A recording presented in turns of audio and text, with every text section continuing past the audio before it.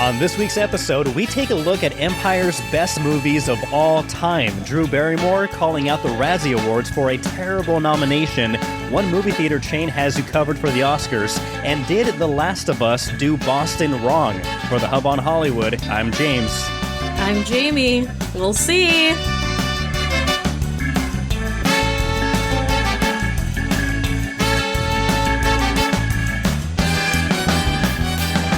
All right, Jamie, another jam-packed episode this week, but we have to start by talking about The Last of Us, because this show started off at 100 miles per hour, and episode 2 was some of the best TV I've seen over the past year or two, I would say. I completely agree with you, and so we're just going to give a quick spoiler alert right here for just maybe the next 5-10 minutes, but come back and join us because we've got so much more to talk about, including a big local commercials that have been shooting in and around Boston with big name celebrities. We're going to speculate about, what those might be about, Super Bowl, and, everything else that we mentioned in the introduction. So come back to us after this quick spoiler alert, tons of casting calls. It's going to be a great episode. So real quick, we're going to talk about The Last of Us.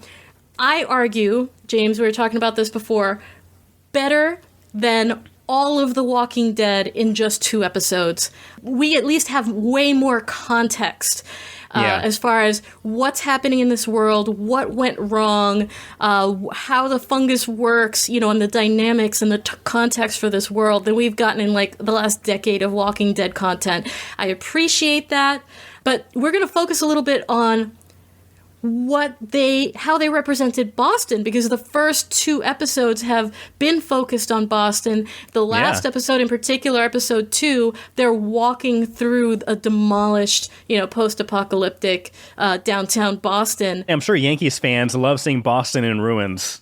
Oh, well, I'm sure New York is in ruins, too. But, there are some things that I think that they did really cool, really great, and some things that I have a bone to pick. I'm not too accurate, Yeah, so what's going on? What's your bone? What's my bone? Okay, look. All right.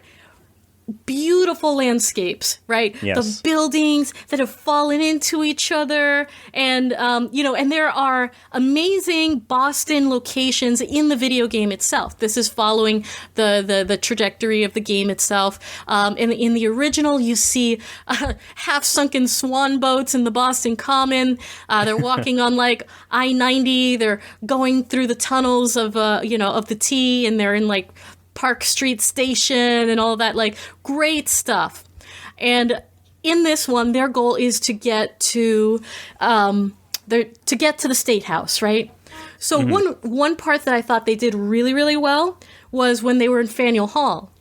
And they were at the top of Faneuil Hall looking down, and they see hundreds of these fungal infested zombies twitching on the ground in these big herds, and they explained the tentacles, how the tentacles communicate with zombies that are that could be miles and miles away, and then you suddenly awaken a horde if you step on these little tendrils, which is great because that's a divergence from the video game where the characters are being chased by the army. In this one, they're being chased more by zombies than anything else, than by the clickers. Sorry, the clickers. Yeah, that was such an incredible scene.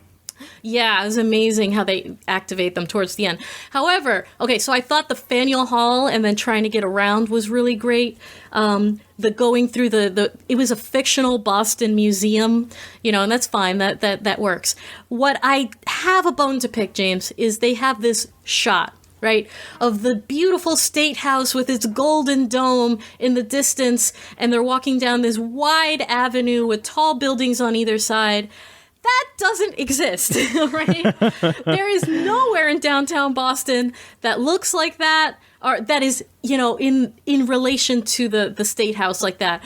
Further away, where maybe the really tall blue building. Yeah, like near the top of the hub and all of that. Down there, closer to the mall and whatnot. Sure.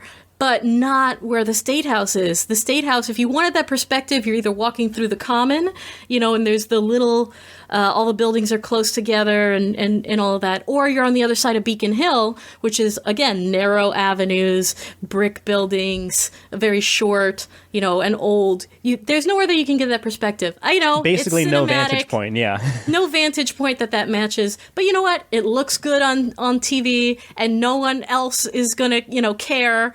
I care, James, but that doesn't matter. What does it matter? No, it does matter. It does matter. You know what, The Last of Us, Accuracy. You may be great in the acting and the casting and the storytelling, but you get Boston wrong, and you've burned that bridge. How dare you? How dare you? They should sirs. just cancel this entire series. But no. The rest of it is amazing. And It really is. You were telling me about just how much you really enjoyed the beginning of episode 2. Yeah, the very beginning of this episode, we have another flashback where we have this professor of sorts, or this academic expert on fungus, was being escorted by police into like a lab. And at first, she doesn't know if she's under arrest, if she's in trouble. They reassure her that no, she's fine, that we just need your expertise on a specific matter. And then when they go to where this body is of this infected person, and they're saying, this bacteria or this fungus came from this living, breathing person. And she said, no, this is impossible. This kind of thing doesn't exist or is not able to grow in a human's body. When she discovers that it is, in fact, adapting to the human body and that it is very easily transmissible to other humans, when they were giving her the information about how quickly it spreads, how quickly symptoms start appearing in a matter of several hours, and how many other people may be infected and are missing, you can feel the weight of the world on her shoulders immediately, because she realizes that the cat's out of the bag at this point and there's no containing this. And she goes as far as saying, if you want to stop this, because there's no medicine, no vaccine that can solve this problem, the best thing to do is to bomb this city and every other city that this is located in, including all the people, to get a hold of this, to at least slow it down. Because at this point, it reminded me very much of the COVID-19 pandemic, of how you had these experts who were looking at this very weird, peculiar virus that mutates and transform and transfers and stays dormant for a while and is easily spreadable, undetectable in many ways until it's too late. Very reminiscent of that chain of events. And so when I was seeing her kind of come to the realization of like, we, the world, are in so much trouble right now, that hit close to home, I'm sure for me and I'm sure for a lot of other people. So that was an incredible opening way to start episode 2, which I think, again, we're only 2 episodes in, but this one is amazing, an incredible series. Yeah, and I'm very impressed so far. And the more I learn about the original game, the more I kind of want to play it. Me too. Prudential Tower, that was the name of the building I was trying to remember earlier. The Prue and the John Hancock Tower, those tall buildings, decimated in this version of The Last of Us in post-apocalyptic Boston. My last question for you on this, James. What did you think of the kiss at the end of this episode? Many people, this was a divergence from the game. People were creeped out. I was creeped out too. So I didn't know if this was, accurate or different from the video game, but it was very creepy. It was very unnerving, unsettling, but very effective, because it just shows that it could have torn her to shreds in theory, but the main goal of this fungus is to spread to more hosts. And that is what it was doing. And the way that I'm blanking on her name, but the character, how she just decided to go out in a blaze of glory and blow up herself, the rest of the zombies, and giving Joel and Ellie a time to escape. Incredible. Oh, absolutely. I thought that it was really beautifully done, though. It was. I believe the actress herself had talked about how she thought that it would probably... Her name is Tess, by the way. The character's name is Tess, Teresa, played by Anna Torv. And in a behind the scenes, she had talked about how she thought that it might be a little bit more romantic, like fungus talking to fungus and wanting to, but when it came time to actually shoot it, it was just as creepy as it looks on screen. And that, that's just how it ended up being. And her face and her expression ended up being, because just what it was. So it just felt authentic. Really love the clickers. Oh, I was just about to say that. Yeah, they're Yes. so creepy and so awesome. Like like you said in last week's episode, when zombies can move very fast and are very strong, that it increases the scare factor by tenfold. Yes, and just the makeup, the design, and the actors that they chose were fans of the games who knew, the movements. So good. It's really great to see creators that are committed and passionate about the source material, because there's a reason it was, successful in the first place. And by being true to that, it is successful again on screen. M. Night.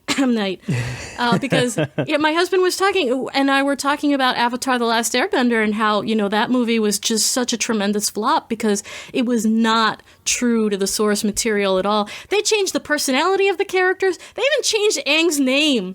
And I went opening night dressed to the T. Everyone was dressed. Everyone was excited. I've never had an experience, James, where you could feel the air being let out of the whole theater and a whole room of excited people getting furious simultaneously, to the point that people were like yelling at the screen towards the end of it. I don't think I'll ever experience that again. So to The Last of Us, you're doing it right. And the fans appreciate it. So thanks. Absolutely. So let us know what you think about the show. What do you think about Pedro Pascal? So one thing I realized also, Pedro Pascal is in 3 amazing franchises. One, Game of Thrones. He played an awesome character in that one. He's the Mandalorian and for Star Wars. And now he's Joel over here in The Last of Us. This guy can't do no wrong. No, and he's so chill, and he's so amazing. We love Pedro. I take that back. He can do no wrong. I say can't. He can. That's bad grammar. He can do no wrong, especially Absolutely. if he decides to join us in the Hub on Hollywood. We would love to have him. Wonderful. He listens. Yes, tell us what you think about the Last of Us. Do you also have a bone to pick about the Boston scenes, or do you not care at all? And I'm just being too nitty picky. I noticed the State House, of course, and the other areas, but like I wasn't. I think I was just too transfixed on the characters and seeing and the story, and that's a good thing when you can tell a good story. Where for the most part, I think most people don't notice things like that. I think you're doing good storytelling. Comment down below. We are at Hub on Hollywood on Facebook, Twitter, Instagram, and on TikTok. So please leave us some love and give us some follows. But talking about some more love that we are experiencing here in Boston, apparently right now is the time for all of Boston's A-list celebrities and athletes to come out of the woodwork and film commercials. Because a couple weeks ago we mentioned, or last week we mentioned that a little while before then, Ben Affleck and J-Lo were here at the Dunkin' right around the corner from my house filming a commercial, which will probably be, I think, a Super Bowl commercial. And what I think will be another Super Bowl commercial was filming outside the Garden, TD Garden, in the West End of Boston. And I actually covered it for a story for WBZ News Radio. And we had Zdeno Chara, former Bruins legend, hockey player, and local comedian Lenny Clark.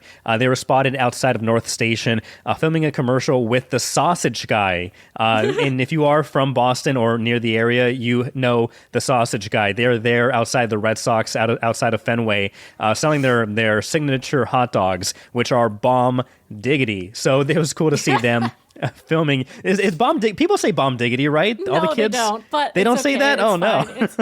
Well, I'm bringing it back. I'm bringing it back.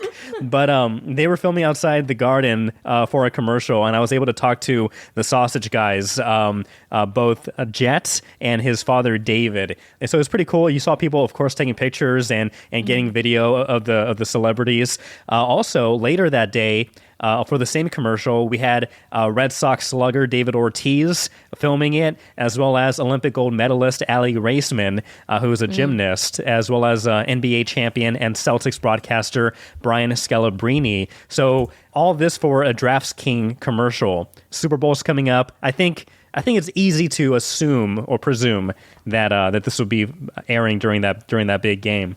Yeah, and we just wanted to give a shout out to one of the incredible actors and creators that we've had on our program before, Sam Zilick, who was in and around the scene of that commercial as well earlier this week. So a shout out to Sam, who's a big supporter of the Hub on Hollywood. We love him, and it's Sam, just great if you see me on set. If you're on set, Sam, feel free to holler. Yeah, give me a shout out because would have loved to talk to you. Yeah, exactly. And if anyone else sees James out and about, Boston, being the incredible reporter that he is, give him a holler. Talk about the Hub on Hollywood. We'd love to have you on.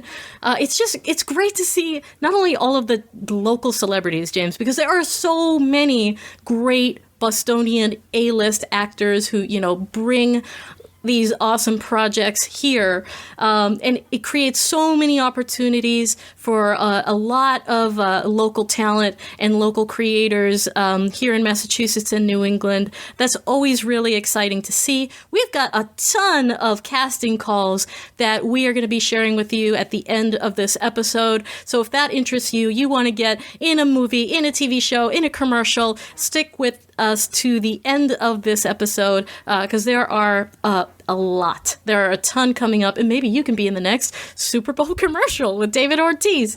So yes, it's just wonderful. Just wanted to say Absolutely. that. Boston rocks. No. Absolutely. Yeah, so stick around for the casting call. Stick around later in the episode for us going down Empire's 100 best movies of all time. But let's hit the Hub's headlines for this week's entertainment roundup. Beloved Disney tearjerker Coco is heading to Broadway. Is this a surprise? It's not really a surprise. I love how you did like a little.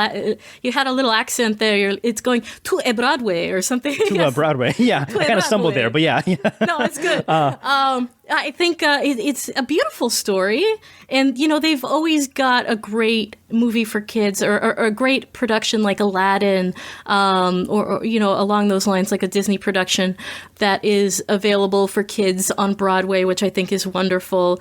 And you were mentioning that if Coco is going, ay, mi amor, ay, mi amor. I love the songs in Coco. So good. It's so Me good. hagas un poco loco. I get emotional during that movie. It is a tearjerker. I do get emotional thinking about my abuela. So, no, very good movie. Aww. And so that would probably be, it wouldn't be too much of a stretch, a hop and a skip to think that maybe Encanto is next, you were saying.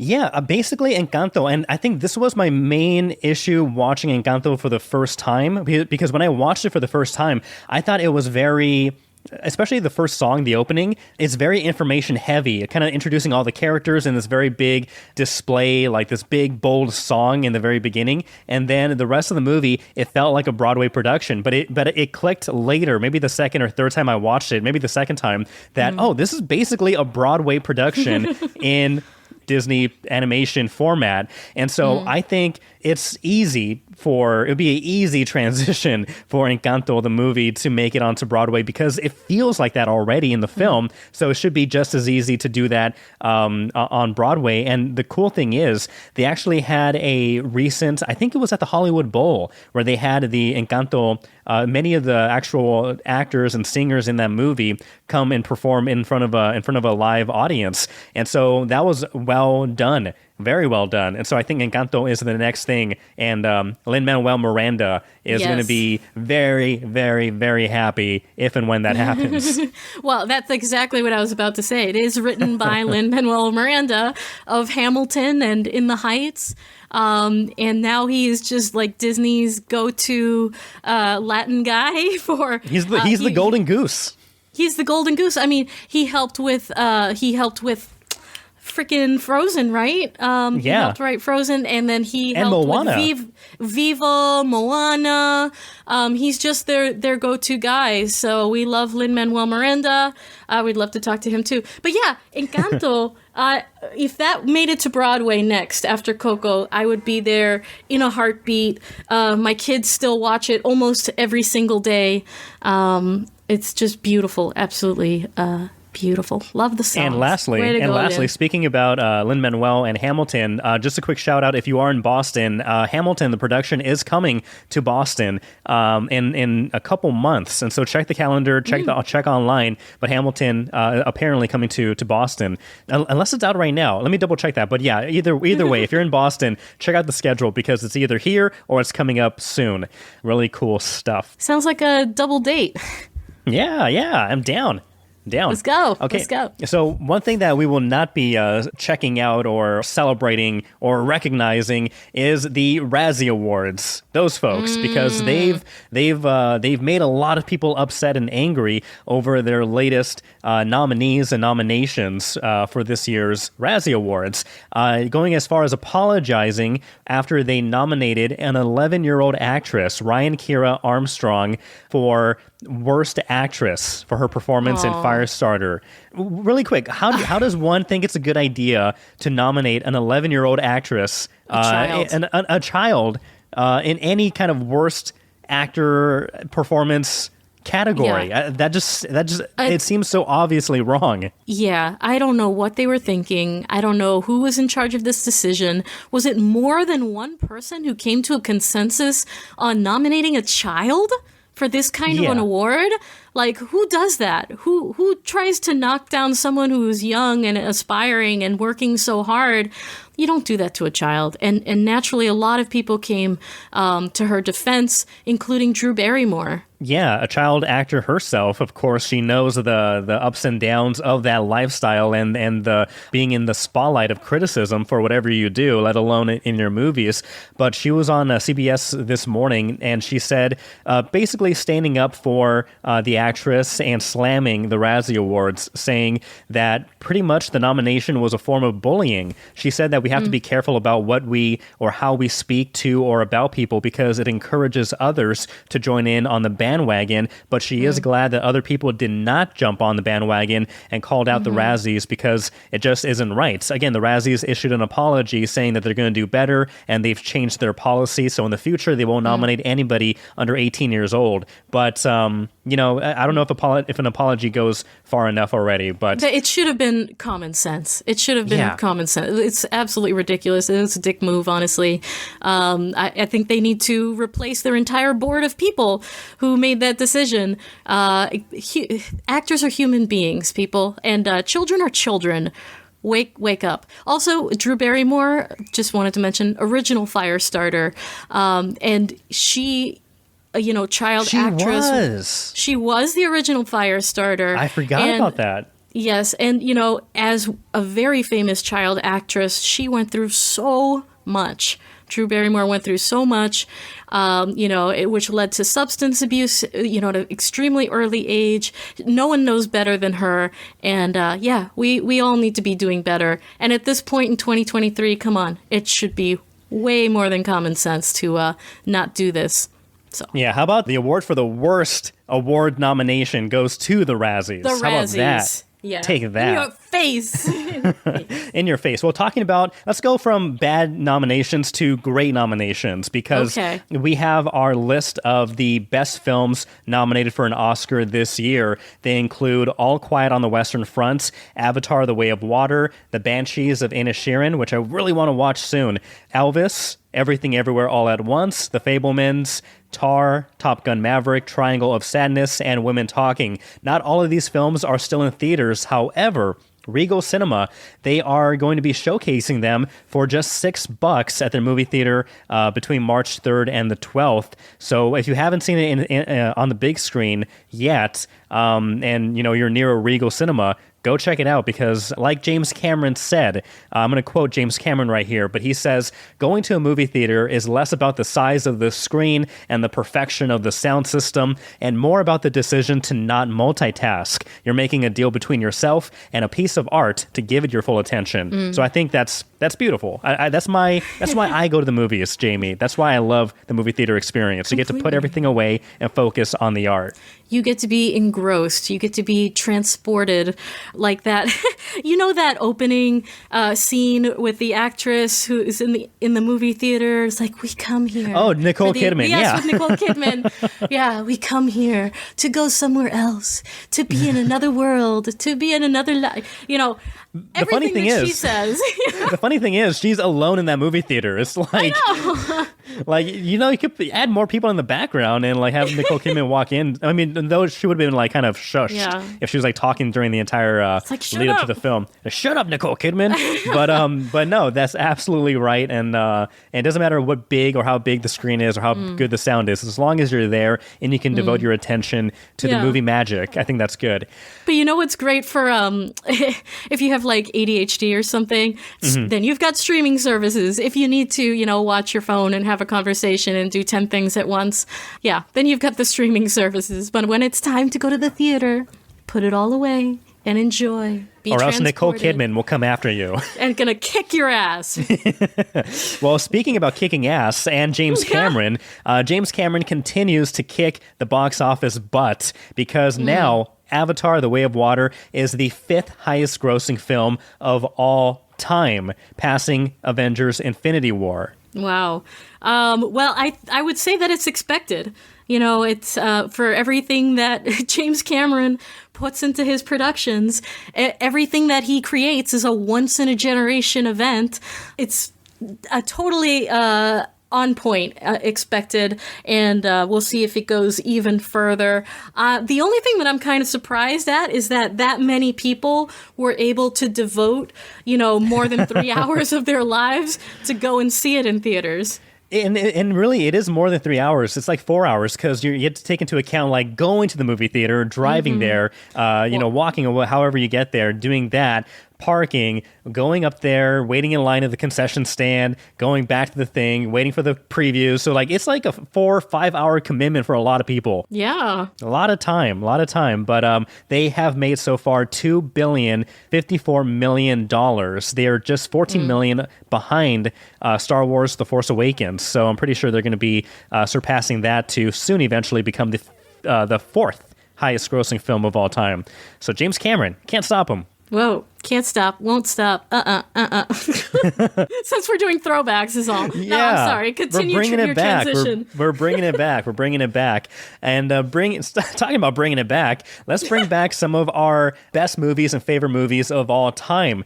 EmpireOnline.com released its latest list of the best movies ever, and we're not going to spend 5 hours like in Avatar going through this list, but we're going to be running through this, and we could stop at parts talking about if this is a good idea, this is not a good idea, and where we may place things higher or lower on the list. But to begin with, we have coming in at 100 Reservoir Dogs by Quentin Tarantino. Ooh. I think that definitely makes the 100 list. Yes, and then we've got for number 99. Groundhog Day. Yeah, it's a classic. Bill Murray. You can't go wrong with Groundhog Day. Now, we're already 3 in, but I'm already causing trouble because number 98, Paddington 2. I will fight on any hill and demand that Paddington 2 be higher, much higher on this list. Number 98, Paddington 2 is a masterpiece. Like I said, it is like the Empire Strikes Back of the Paddington universe. God. It is so good. Have you seen it? Who knew? No, I haven't seen it, but apparently now I have to. You have. I think your kids are going to love it. Go watch Paddington 1. It's a very good, strong, I would say it's a great movie also, but Paddington 2, it just cranks it up another notch, and it's so much fun. You have Hugh Grant as the main villain. He's chewing up the scenery like a fine steak, as they describe in this Empire magazine link, but go watch it right now. So Tell Paddington us how you 2 really feel. should be higher. I will James fight dropping everybody. the hot takes on the Paddington verse. Okay. Okay. Number 97, Amélie. This beautiful French film, whimsical rom-com, lead Audrey Tautou. I've had friends who all compare me to this Amélie character. Really great movie. Brokeback Mountain absolutely deserves to be there. Number 96, Donnie Darko. And 95 is Donnie Darko. I've been trying to get my husband to watch this movie for years, James. It's amazing. It is creepy in the best way. It's a total mind. It totally just messes with your mind. Cult classic. Love it. Donnie Darko. Highly recommend. Scott Pilgrim versus Another the World cult 94. classic.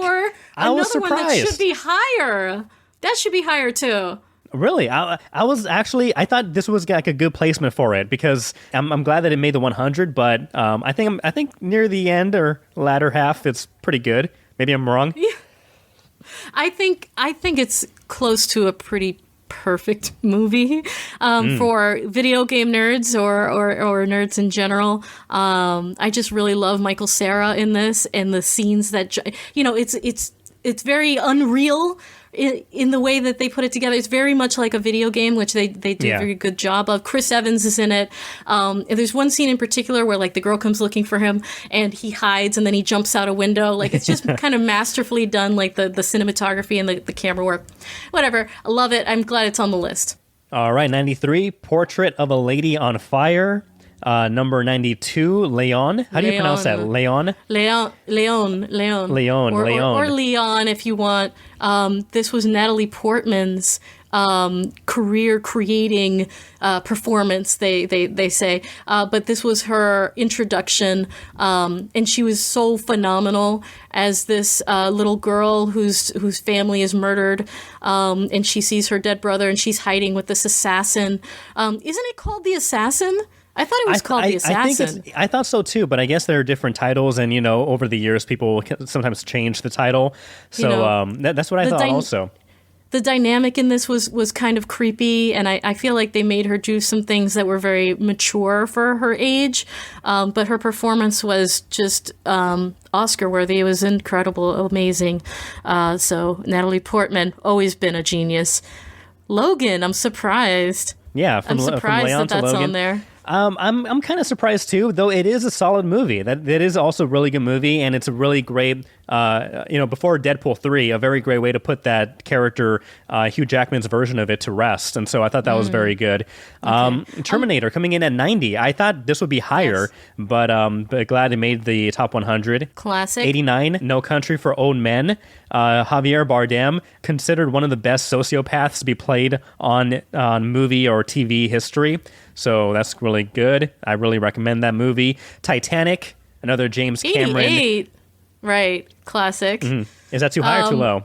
That's too low. Come on, it's Titanic, man. My heart will go on.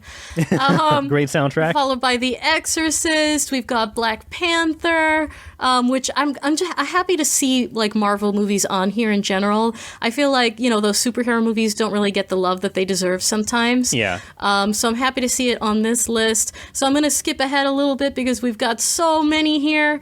Thor Ragnarok also making the list at 83. I was surprised by that one. I don't think Thor Ragnarok should make the 100. I'm sorry. It's a fun, good movie, but I don't think best 100 of all time. It's a fun, good movie, but I feel like it's the most rewatchable. Like, I could watch it again and again and again. And with a lot of the other Marvel movies, I can't really. But that one I feel is the most rewatchable, so it doesn't surprise me too much. 79... E.T. the Extraterrestrial with Drew Barrymore making the list, as we mentioned, as a child star. I believe she was only 4 years old when she made that movie, so we love her for that. What were you going to say? 77, Return of the Jedi, Star Wars. Yes, absolutely. And look at that beautiful picture of Harrison. Oh my God, my man. And Chewie, look at him. He looks great. So lean, so strong. Anyways. All right. Ooh, number 70, I like Spider-Man Into the Spider-Verse. That's a great movie. Yes. Solid storytelling and incredible visuals. So very good placement for that one. All right. And we've also got Lady Bird of high acclaim. Oh, Singing in the Rain, a nice classic, coming in at 67. Yeah. One Flew Over the Cuckoo's Nest, Jack Nicholson, one of his greatest performances of all time. Oh, La La Land. I'm happy to see that there. Yeah, maybe It was it's good. It was but it was self-congratulatory Hollywood, kind of movie. But I like the songs. yeah. Let's jump down to 61. Pan's Labyrinth. That was very good. The Guillermo del Toro fairy tale for grown-ups. Excellent film. I saw that later, much later after it came out, but such a good film. So very happy about that. One of just a wonderful demonstration of surrealism in film. I give that movie a standing ovation every single time, even though it is sad. Jumping down again, we're skipping a lot because there are a lot of films on this. But check out the list for yourself and let us know if you think some of these should or should not be included. But number 53, Forrest Gump. No surprise there. Of course. Jenny. Jenny. We got a lot of Jenny talking about this past week or two. Oh, and Tom Hanks also at number 54, Saving Private Ryan. So really good film. Hanks is all over this list. Yeah. Let's see. Of course, you wouldn't have a list without Daniel Day-Lewis. Number 43, There Will Be Blood. Beautifully shot, well acted, and so that's a classic also film. Another classic coming in at number 41, Silence of the Lambs, starring Anthony Hopkins, of course, Jodie Foster. Very good. Gladiator at number 39. Yes, my name is Maximus something Aurelius. You killed my family. Prepare to die. Essentially, yeah. Exactly. Basically, the Princess Bride remake. He had his Inigo Montoya moment, yeah. This is a great scene. Number 34, no surprise, The Lord of the Rings, The Two Towers. All three of those films, by the way, make it on the top 100 list. So, deservedly. Number 32, The Thing. The Thing, the John Carpenter film, incredible horror classic. If you haven't seen The Thing, check out The Thing. I'm trying to see if the Princess Bride has to be on here. If it's not, I'm going to throw my computer. Princess Bride needs to be on here. I haven't scrolled all the way down, guys, yet. Let's see if I'm going to be disappointed.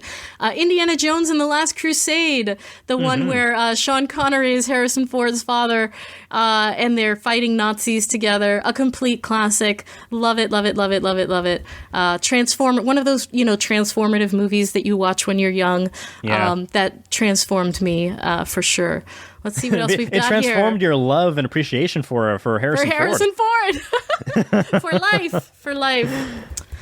All right. 27, The Lord of the Rings, The Return of the King, of course, followed by 26, Die Hard.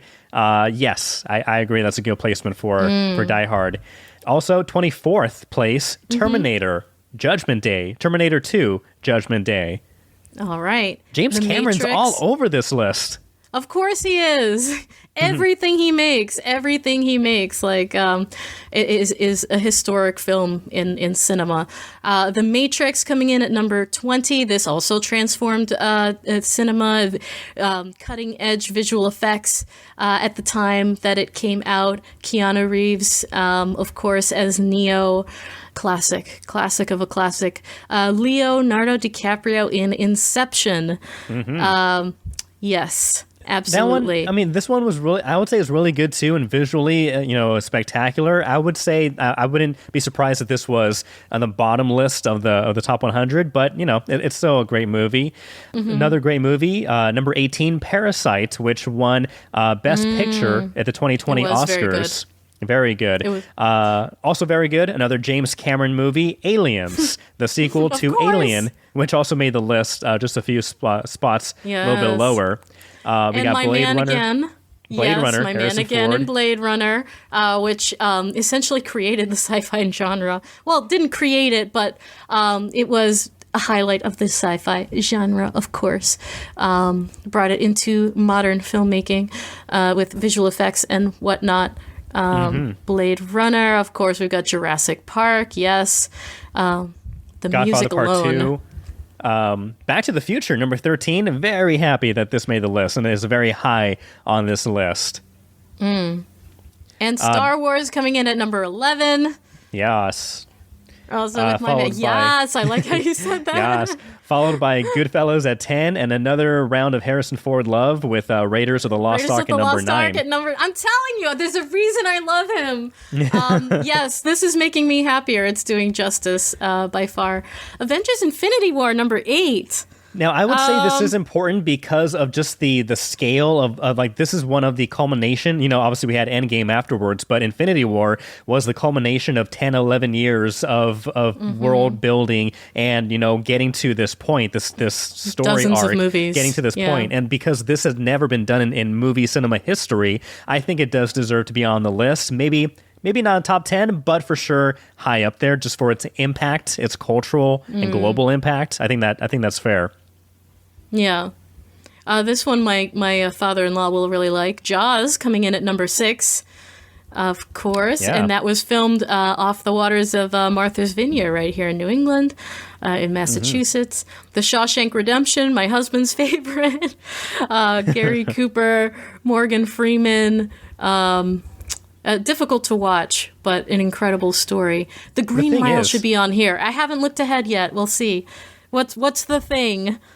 No, the thing is, it's funny because I told my wife too. Like growing up, whenever you know they had movies on TV, like the AMC channel or whatever, whether it was either like The Shawshank Redemption or Forrest Gump, anytime I was scrolling through the channels and I popped up on one of those movies at any part of the movie, I'm like, okay, I guess that's what I'm doing for the rest of this movie's length time because I can watch. I've seen those movies countless times, and whenever it's on, it's like, okay, I guess we're sitting down and watching this now. Because, yeah, so incredible, so well done.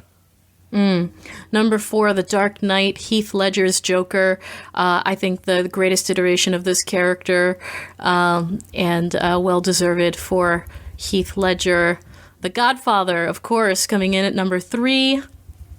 And who have we got for 2 and 1, James? Let's see. Star Wars, The Empire Strikes Back. And again, like I said, I've compared many things to The Empire Strikes Back, whether that's the Shrek trilogy, the Shrek series, like Shrek 2, I call it's like The Empire Strikes Back of that series, and Paddington 2, you know, even though they haven't made part 3 yet, it is being made, but I do say Paddington 2 is The Empire Strikes Back of that series, and I think that's a great. This movie is so great, so of course it's on number 2 on this list. That not only is it a great movie, but it's also a great barometer for judging other movies and describing how great another movie is. So that's how important and amazing this film is. Well, it's important to my life. This was my introduction to Star Wars when I was 9 years old. I was watching it in the middle of the film. It was just playing in our bedroom, in my mom's bedroom where I was playing, and I saw the scene where Vader cuts off Luke's hand and I am your father, and it changed my life. Like my little brain exploded. And in that moment was born not only shock and awe, but my love of movies and of Star Wars and Han and Leia and Harrison and everybody like that. It is my awakening movie of love for movies. Let's put it that. Jamie's passion. And number 1, activated. Yes, my passion for this. And number 1 on this list, I'm not sure that I agree, but you know, The Lord of the Rings, The Fellowship of the Rings, Peter Jackson's fantasy epic, you know, based on the books. It was very well done, admittedly, yes. True to the story, true to the book. The filmmaking was amazing. I think it took them years and years. I think it was like 6 straight years. Yeah, they filmed all the movies like back to back. Right. So deservedly in the top 10, but here I'm gonna throw a fit right now. Where's the Princess Bride? Where is the Princess Bride? The Princess Bride is the most perfect movie ever made, and it deserves to be on this list. So that's my. No, yeah, I agree. That's I my agree. rant. Like with The Princess Bride, you think it deserves to be on this list. I think Paddington 2 deserves to be much higher on this list. For those of you listening and watching, let us know what you are angry or happy with what made this list of Empire's 100 best movies of all time. Please let us know what you would add, what you would take away. Comment down below at Hub on Hollywood. What did you think about this roundup? This is pretty controversial, I think. But of course, what list isn't controversial these days? It's comprehensive. It's inclusive of a lot of things, but I feel like there are things that are given a lot more weight here than really deserve it. But who put this together? You talk to me right now. Was it like a group it's of Team people, Empire. or was it this was one based guy off that really likes the Lord of the Rings? So this was, according to Empire, in creating the list of 100 best movies, Empire asked readers to share their picks, a selection of movies that comfort, challenge, and pioneer, films that blow your mind, help you see things from a new perspective, and then continue to shape cinema as we know it today, films that make you feel something, combining reader votes with critics' choices from Team Empire. So that's how this list was put together.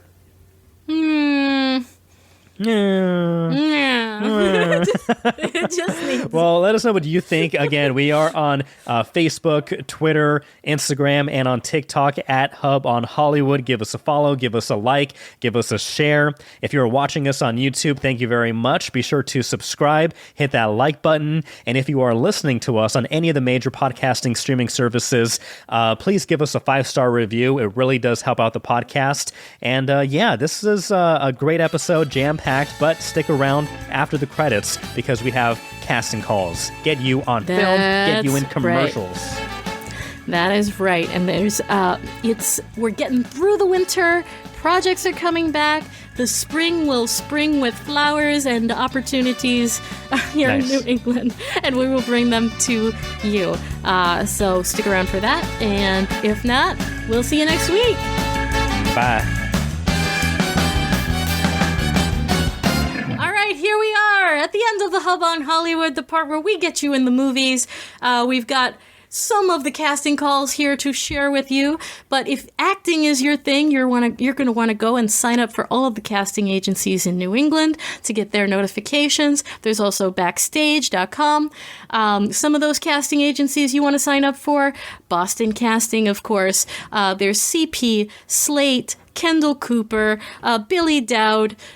All of these people helping to cast phenomenal movies and get people on screen, A-list creations on Netflix, everywhere you want to be. They are making big movies and productions here in New England. Today, we are going to start with CP Casting. They are looking for girls age 9 to 11 for a movie. You must be legally 9 years old and able to portray the daughter between two actors. If you want to look them up, their names are Ilfenish Hedira and Stephen Graham. Basically, they're looking for a Caucasian with brunette hair. So for a speaking role in a low-budget feature film that is filming in Greenfield, Massachusetts, which is about 2 hours west of Boston, so Western Mass, currently scheduled for mid-February.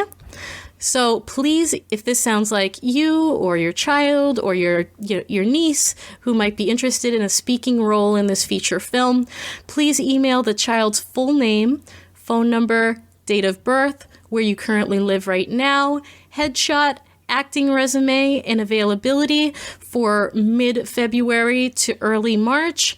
Email all of that to cpcasting@gmail.com. All right, Slate Casting looking for extras and golfers for a commercial. This is a non-union gig that pays $350 if you are selected, plus $50 for a fitting. Shooting on February 9th or 10th in the Boston area. You must be local to New England. So the first role is going to be for somebody going as a formal party attendee between 30 and 55 years old.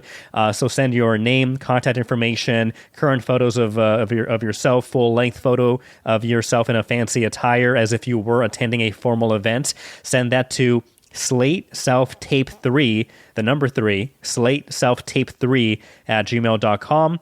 And then they have an extra role for a golfer between 30 and 45 years old. Again, send your name, contact information, photo of yourself in full golf attire as well, including your height, weight, shirt, pants, and shoe size. Send that to Slate Self Tape 3 at gmail.com. Awesome. Slate also looking for commercials. They're looking for security guards. They're looking for men 30 to 45, tall and muscular or beefy. That's their words, not mine. This is non-union. It pays pretty well. Shoots Saturday, February 4th in the Boston area. You're also going to have to do a COVID test in Allston on the 2nd, on Groundhog Day. You must be local to New England.